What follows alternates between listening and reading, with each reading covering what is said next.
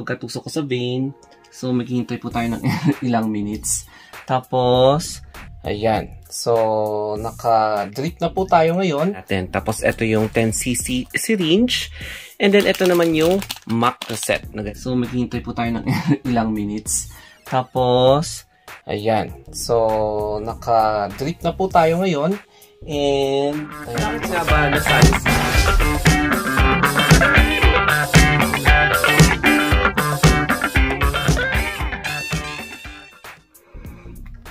Hey there! So, after how many days na nag-rest ako, here I am again. And this time, I'm going to show you etong isa sa mga bagong IV drip na pwedeng Gluta drip na pwede nyo ihalo sa mga existing na in-order nyo na glutathione na drip para i-mix din dito. So, featuring etong Multivitamins Dextrose. As you can see here, it is medyo malaki siya, and sabi dito, Multimeds solution for IV infusion na nutrients. Bagay na bagay ito para sa mga gustong mag-detox, para sa mga malakas ang hangover na gustong syempre ma-refresh ang kanilang brain cells, especially if nag-party ka nung gabi tapos umagahan is meron kang work, meron kang school or klase. So, makikita nyo dito, yan yung mga nutritional components niya. And in this vlog, I'm going to have a drip demonstration. So, makikita nyo kung how will I infuse or mix yung mga glutathione na ilalagay ko sa loob ng bote na ito. So, this bottle contains, if I'm not mistaken, 500 ml po siya. So, magkakaroon po tayo ng IV infusion. So, disclaimer po, you should have at least a license na medical license, such as if you're a nurse, if you are a medical technologist, or if you are a medical practitioner. So, importante talaga na license ka para to prevent yung untoward accident, untoward incidents. Baka ma-puncture mo, or kapag hindi ka trained, baka ma-aksidente ka. Or if you have a friend na skilled, na licensed enough to perform an IV therapy. So, I don't encourage everybody na mag-self IV infusion or self-IV drip kasi lalong-lalo na kapag hindi ka masyadong trained. Ang iniiwasan kasi natin dito is yung accident. So, eto na guys, sa next video, I'm going to show you yung mga ingredients niya, yung mga indication niya, and yung after ng next clip, we will be showing yung mga different na products na pwede nating i-infuse, such as yung ginagamit natin na glutathione. Ang isang boteng ito is nagre-range ng between 500 to 700. Depende po yan sa seller. Available po ito sa Shopee, sa Lazada, and I'm going to show the link below, yung sa description box. If you are watching this video, andito sa baba sa description box yung link. And pwede rin kayo mag-inquire sa mga drugstores such as Mercury Drug, sa Watson, sa South Drug Pharmacy, at sa mga iba pang leading pharmacy or drugstore sa inyong place. Ito na po ang ating close-up view dito sa Multivitamins Plus Dextrose or Multimeds, solution for IV infusion na nutrients. Sabi dito, ayan o, exclusively distributed by Pomona Pharmaceuticals. And dito naman, ito yung formulation niya. Each 500 ml contains dextrose na may 25 grams, D-panthenol 250 mg, ascorbic acid, vitamin C, thiamine, riboflavin, yan yung mga B-complex, pyridoxine, hydrochloride, and nicotinamide. indication nito, it is used for the treatment and prevention of vitamin deficiency or kapag magdi-detox ka. Ayan. Dosage and administration, 500 ml to 1000 ml intravenously. And the intravenous infusion rate should not exceed 8 ml per minute or as prescribed by the physician. Tapos, dito naman is reporting of suspected adverse drug reaction to show continued monitoring of benefit or risk balance of medicinal product. Reporting of suspected adverse reaction is necessary. Healthcare professionals are encouraged to report any suspected adverse reaction. Andyan po yung FDA. So, FDA approved po ito, guys. And storage condition, store at room temperature not exceeding to 30 degrees Celsius. Ano yung precaution niya? Administer slowly into the vein. Do not use unless perfectly transparent. Discard any remaining portion or never administer remaining portion to the previously used solution. So, one use lang ito per person. Hindi kayo pwede mag-share. So, sis, pwede pa share ng IV drip mo. Hindi pwede yon. So, yan, caution. Food, drugs, services, and cosmetic acts prohibit dispensing without prescription. Tapos, ayan, yung mga packaging niya. Pero magdidiretso na tayo sa demonstration. Simulan na natin ang demonstration. In here, makikita nyo na ito yung tourniquet. Tapos, ito yung micropore. Tapos, yung cotton. And then, yung catheter na gagamitin natin. Tapos, ito yung 10cc syringe. And then, ito naman yung macro set na gagamitin natin. Tapos, syempre, hindi mawawala ang multivitamins na dextrose. Andyan na rin po yung diluent. Tapos, here, hahaluan natin ng Glutax Elixir Essence. And yes, hindi ko pa siya nauubos, but bibili po tayo ng bagong Glutax kapag naubos na natin ito. So, simulan na natin ang assemble. Tapos, i-drip na natin ito sa ating hands. So, ang napili ko is dito sa brachial side para mas comfortable po tayo. Pero kapag hindi natin na-hit, marami po naman tayong veins dito. So, yes. Let us now start yung demonstration. Para hindi na ako nahihirapang nagkukuskus ng tape, ayan, nakaseal po siya, sinil po yan ng seller. So, ganyan po siya ka-caring sa mga bumibili sa kanya. Gumamit na lang tayo ng scissor since gagamitin na natin itong bottle.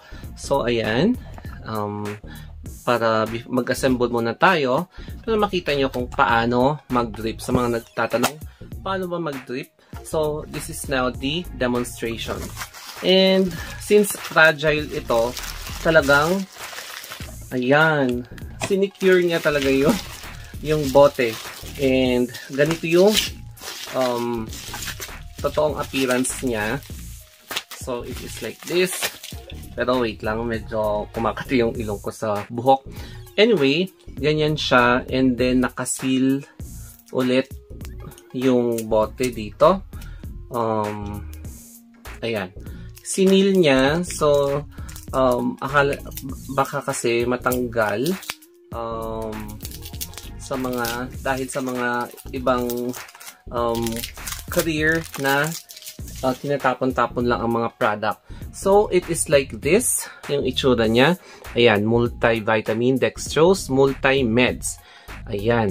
And then, i-hook ko lang dito and papakita ko sa inyo mamaya paano siya nagdi-drip. So, it's like this. Tanggalin na lang natin. Ayun. So, it's like that. And then, syempre, sterilize lang natin ng konti. Ayan. Sterilize lang natin siya. And then, ang gagawin natin, mag-assemble tayo. So, incorporate po tayo ng isang set na Glutax. Ayan. So, talagang dinikit niya para hindi tumatalon-talon yung vial tsaka yung ampules, lalong-lalo na kapag pinapa-deliver, para hindi masayang yung pera mo kapag nabasag siya. So, it's like this. Siyempre. Ayan guys. Kukuha lang tayo ng paglalagyan natin.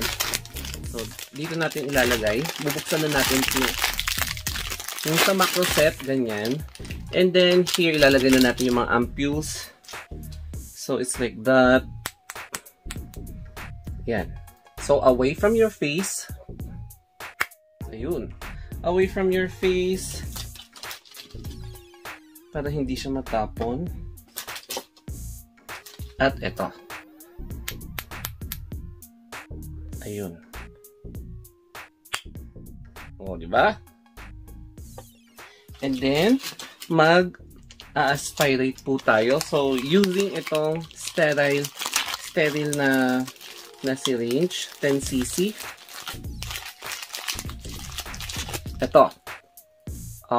Mag-aspirate po tayo ng yung binuksan na natin nasa ampule. So, ito guys, ang gagawin natin is, katulad din ng previous vlogs ko, so let's aspirate, ganyan, hanggang sa maubos yung, ayun.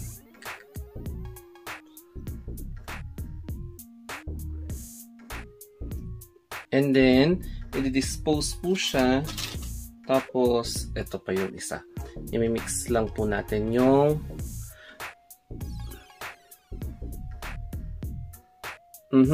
So, ayan, hanggang sa maubos siya. Ayan guys, nakikita nyo. Ayun. And itapon na muna natin yung mga vials and ampules. Tapos pati rin to, since sterile naman siya, ayan, sterile naman siya, and i-hook na, tawag dito, ganyan lang, shake lang natin, ayun. So ang gagawin natin na pag-mix is i-roll over natin yung product.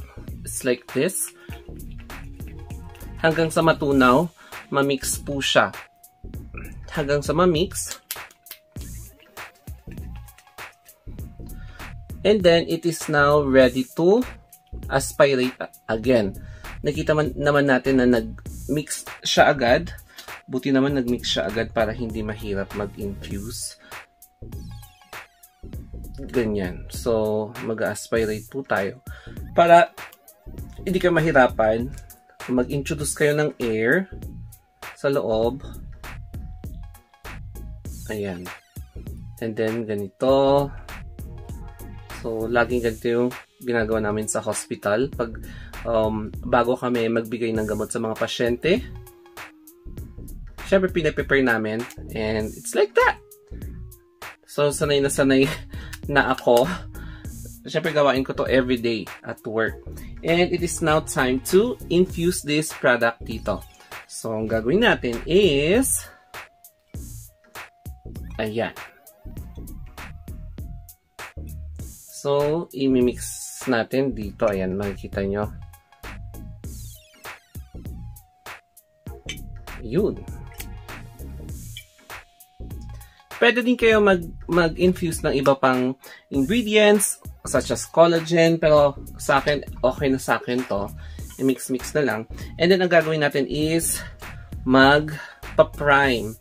So, lalagyan na natin yung dextrose dito sa line na ito and magsasabit na po tayo. And ayan, ito yung gagamitin natin para pangsabit dito sa bote. So, it's like this. Magiging ganito siya.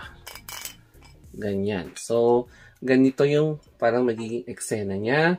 And then, magsasabit po, magpa-prime na po tayo. Ayan. So,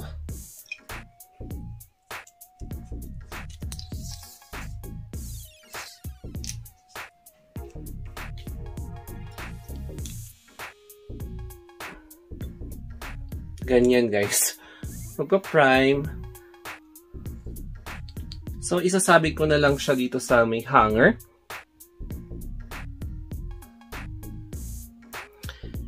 At naka-prime na po siya. So, meron na yung liquid hanggang dito sa may catheter and itutusok ko dito.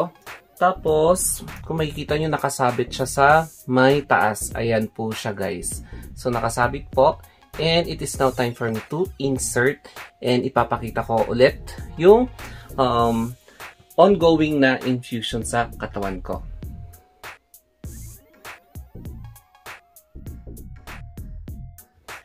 Ngayon, naka-insert na po. So, ayan guys.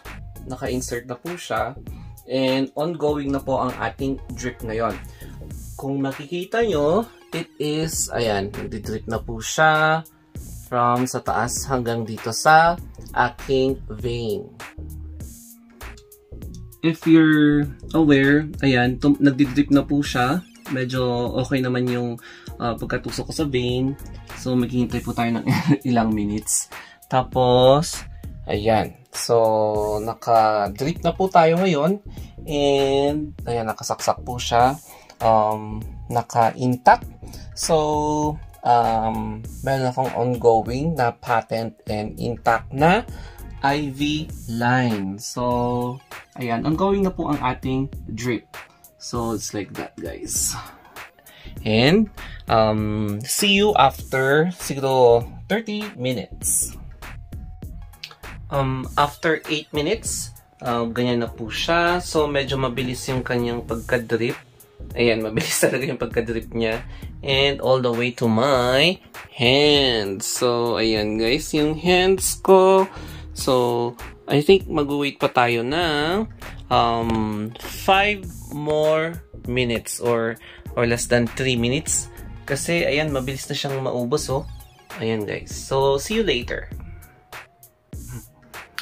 After 2 minutes more, malapit na po siyang maubos and talagang uubusin ko siya para hindi naman sayang yung product. Ayan guys. So, hihintayin ko hanggang andito na siya and tatanggalin ko na siya.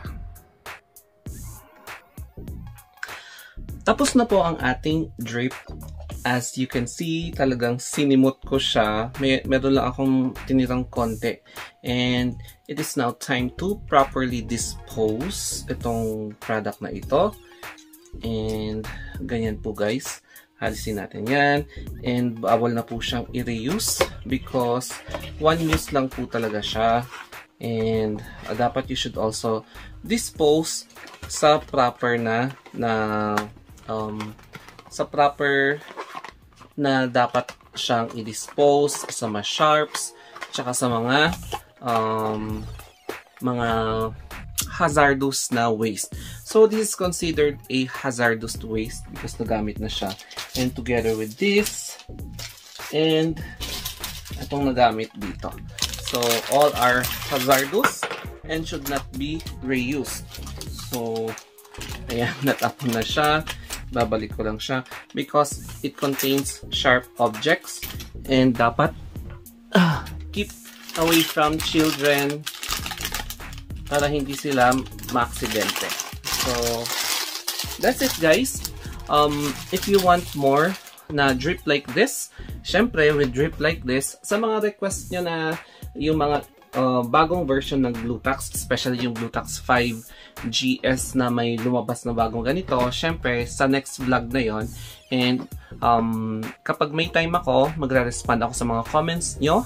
And medyo naging busy lang talaga ako sa duty. Medyo na-haggard talaga ang energy ko. Anyway, you can follow me or add me sa aking Facebook, Twitter, Instagram, and TikTok. The Story of Anthony. Thank you for watching guys and have a nice day for more or mag-subscribe kayo for more IV drip demo.